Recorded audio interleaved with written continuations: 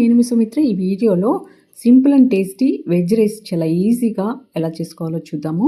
దానికోసం వెజ్జెస్ని కట్ చేసుకుని పక్కన పెట్టుకున్నాను. ఉడికించుకున్న రైసు అండ్ ఇవన్నీ పక్కన పెట్టుకొని పాన్ పెట్టుకొని పాన్లోకి ఆయిల్ వేసుకొని ఆయిల్ హీట్ అయిన తర్వాత ఆవాలు 1 స్పూను, జీలకర్ర 1 స్పూను, పచ్చిశనగపప్పు 1 స్పూన్ వేసుకొని ఇవి బాగా వేగిన తర్వాత ఇందులోకి కొన్ని జీడిపప్పులు, చాప్ చేసుకున్న పచ్చిమిర్చి తరుగు, అల్లం తరుగు, వెల్లుల్లి తరుగు వేసుకొని ఇవి కాస్త వేగనివ్వాలి. ఇవి వేగిన తర్వాత కట్ చేసుకున్న ఒక ఉల్లిపాయ వేసుకొని ఉల్లిపాయలు కూడా కాస్త వేగించుకోవాలి. ఇందులోకి ఒక పొటాటో, ఒక క్యారెట్, కొన్ని బీన్స్, స్వీట్ కార్న్స్ కొన్ని అండ్ ఫ్రోజన్ బఠానీ కొన్ని తీసుకున్నాను. వీటిలన్నిటిని వేసుకొని కాస్త ఫ్రై చేసుకోవాలి. మరీ ఫ్రై అయిన అవసరం లేదు.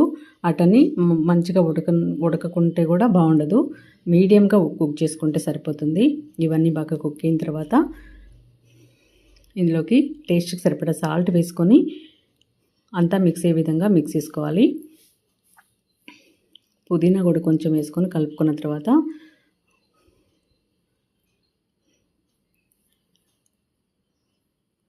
టేస్ట్కి సరిపడా సాల్టు, గరం మసాలా 1 స్పూన్ వేసుకొని అంతా మిక్స్ అయ్యే విధంగా మిక్స్ చేసుకున్న తర్వాత కారం చిటికెడు కొంచెం వేస్తున్నాను. మరీ స్పైసీ ఉండకూడదు కదా. రైస్ వేసుకొని ఈ కప్పుతో 1 కప్పు రైస్ వేస్తున్నాను. రైస్ వేసుకొని మిక్సీ చేసుకొని సర్వ్ చేసుకుంటే ఎంతో టేస్టీ అయిన వెజ్ రైస్ రెడీ అయిపోయింది. ఇది రైతాతో అయినా సర్వ్ చేసుకోవచ్చు, లేదా అలాగైనా తినేసేయచ్చు. చాలా బాగుంటుందండి. తప్పకుండా ట్రై చేసి టేస్ట్ చేయండి. చూసారు కదా. వీడియో నచ్చితే లైక్ చేయండి, షేర్ చేయండి, సబ్స్క్రైబ్ చేసుకోండి. కొత్తగా మన ఛానల్ని చూస్తున్నట్లయితే సబ్స్క్రైబ్ చేసుకొని సపోర్ట్ చేయండి. మంచి అరోమాతో చాలా బాగుంది. తప్పకుండా ట్రై చేసి టేస్ట్ చేయండి. Thanks for watching.